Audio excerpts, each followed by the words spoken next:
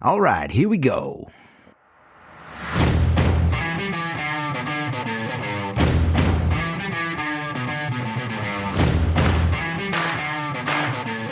So, part of my job with this podcast, and with all my work really, is that I help people get paid to do what they love. And part of that is I've got to tell them things they don't want to hear. In a way, they want to hear them. And that's what I want to talk to you about. One of the ideas that I often have to bring up with my coaching clients is a word that most creatives hate. And that word is discipline.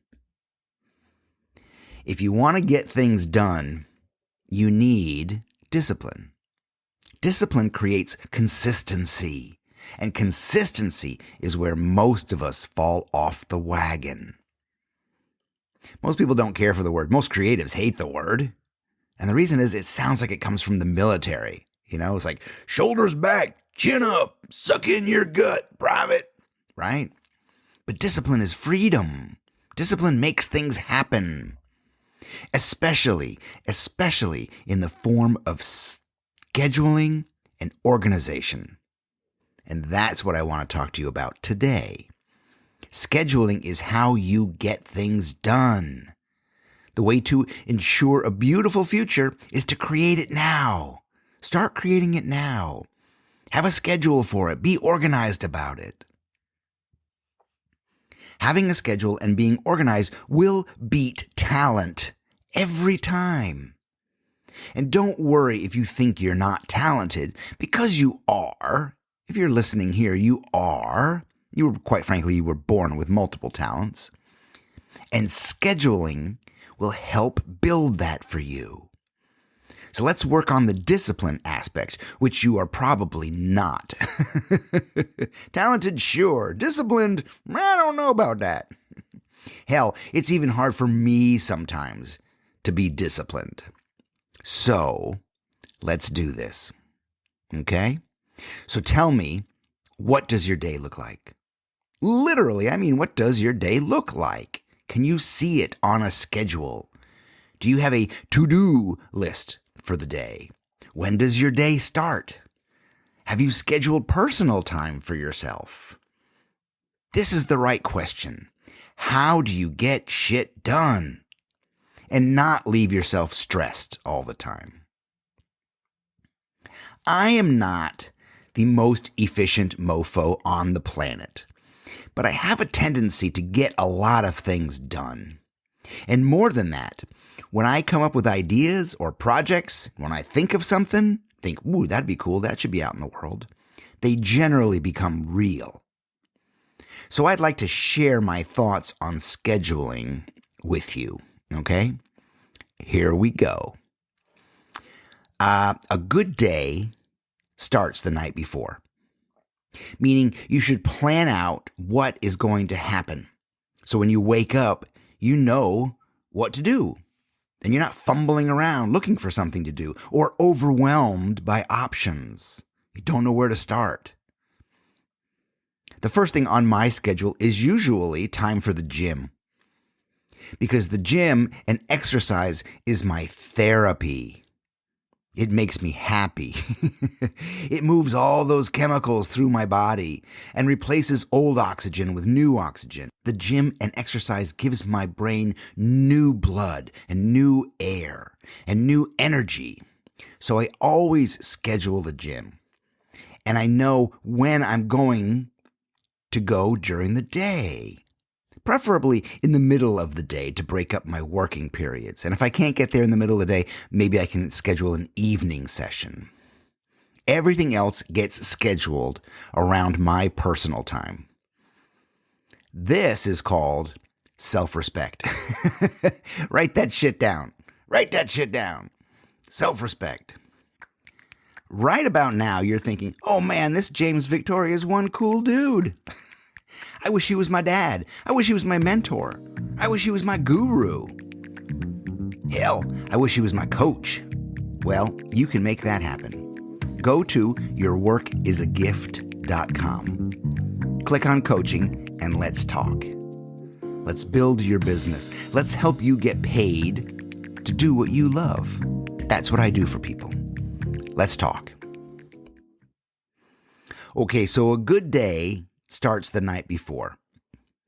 Before you go to bed, create a rough schedule of the things you need to do to make your life move forward. And then get those things done. Do not avoid them. Do not carry things to the next day.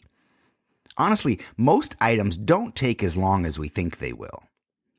And if something will take a long time, break it up into pieces if that helps. Listen, you make the rules here.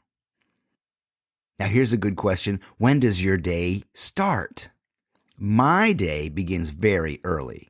And by very early, I mean 4:30 in the morning. Because that's when I have most energy. And that's when I can be left alone, quite frankly. Hey, I won't lie. It is difficult to get up early in the morning. Most times I'm up before my alarm goes off. I don't even set an alarm, right? Most times I'm up a little bit earlier than that. Because I have things to look forward to, because I enjoy my day, because I've made a schedule, because I look forward to getting shit done. And for you, I suggest moving your clock back another 15 minutes or half an hour for a start. For me, I plan a nice morning, right? Scheduling. I schedule a nice morning. No one wants to get up, put their boots on, and grab a shovel, right? So I prepare for an early morning.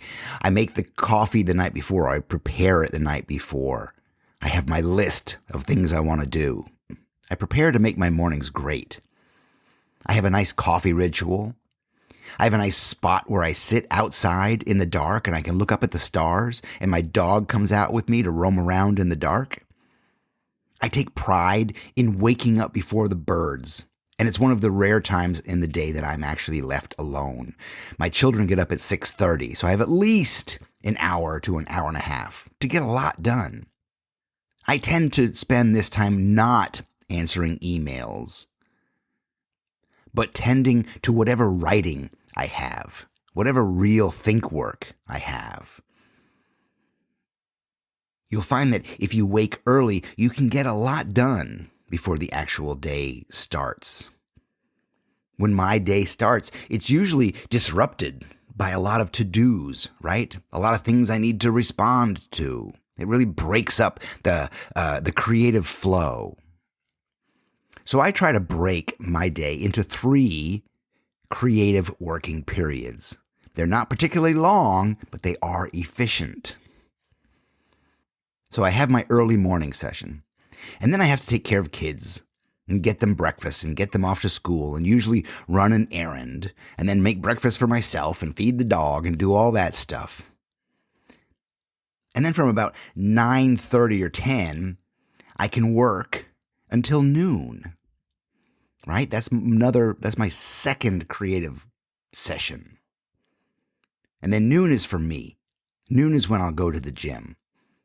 And again, it's important to take time for yourself, even if it feels indulgent.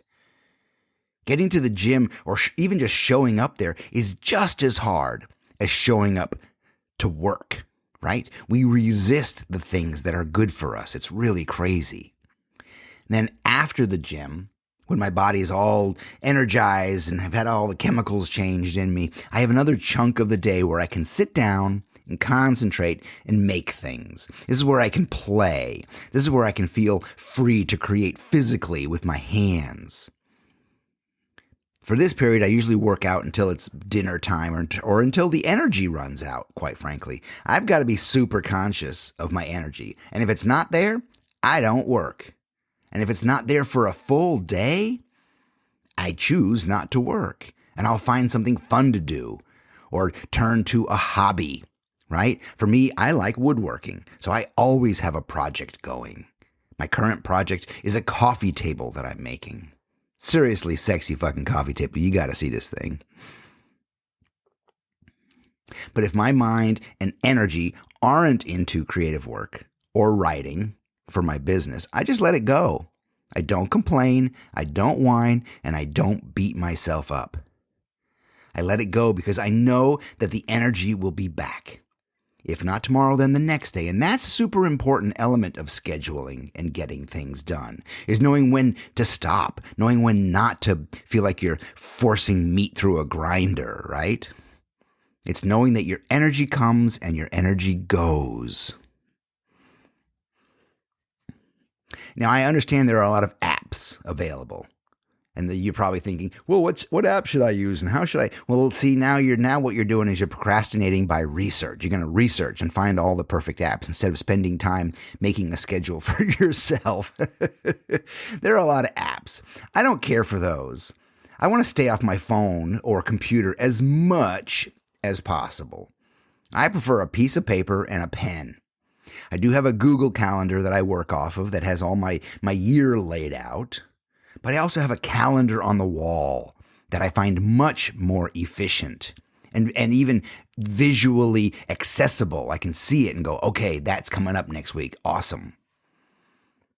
We all have our own particular way of keeping track of work and staying on target. And that's important. Now, since I get up early, it's usually early to bed, right? The old Ben Franklin adage. And 10 o'clock is late for me, honestly. But again, before I go to bed, I sit and I think about what needs to happen the next day. How can I make it a beautiful day? How can I make it efficient? And I try not to overbook myself with tasks, although sometimes that becomes unavoidable. Sometimes my schedule just gets filled up from 8 o'clock until 3 o'clock with appointments or with speaking to people. And that's okay. That's okay. I don't get much time for myself, but I try to invest myself in that time. I try to be there and understand it's all creative and how can I have fun at this time? One of the most important things to think about is to not be ruled by your schedule and to be kind and gentle on yourself and know that somehow things get done. And here's another thing to think about your schedule, and that's about being creative on demand. You know, like I said, sometimes my schedule is so full of duties with other people that I can't have any time for myself to start any future projects or make art, quite frankly. And being creative on demand is necessary when you have client work and they want something done within a certain period of time. And some people have a problem with the creativity on demand. They're like, wait a minute, this is creativity. It can't just be conjured up. But here's the thing. It can feel like you're forcing it, but that's because your attitude is wrong. You have to change your attitude, change your perspective, change how you see it, right? If you feel like, I got to make this thing, then you're not doing it right. And the right question here is, how can I have fun? How can I have fun here? How can I make this for me? What can I do to be a little disruptive if necessary? Being creative on demand is about allowing ourselves to be creative, not forcing it. By saying, this is for me as well. How can I invest myself here? How can I have fun? And the only way to do that is through play, okay? So as I see it, this idea of discipline and scheduling and organization is actually a question of self-love. Do you care about yourself enough to schedule time for yourself and schedule realistic time for you to be creative? I love you and I believe in you. I'm James Victoria. Hey, do you have questions? How can you not? I want to hear from you. A lot of the times, these questions come directly from you. And without you, there is no me and there is no right questions. I'm James Victoria. I love you and I'll catch you later. Adios.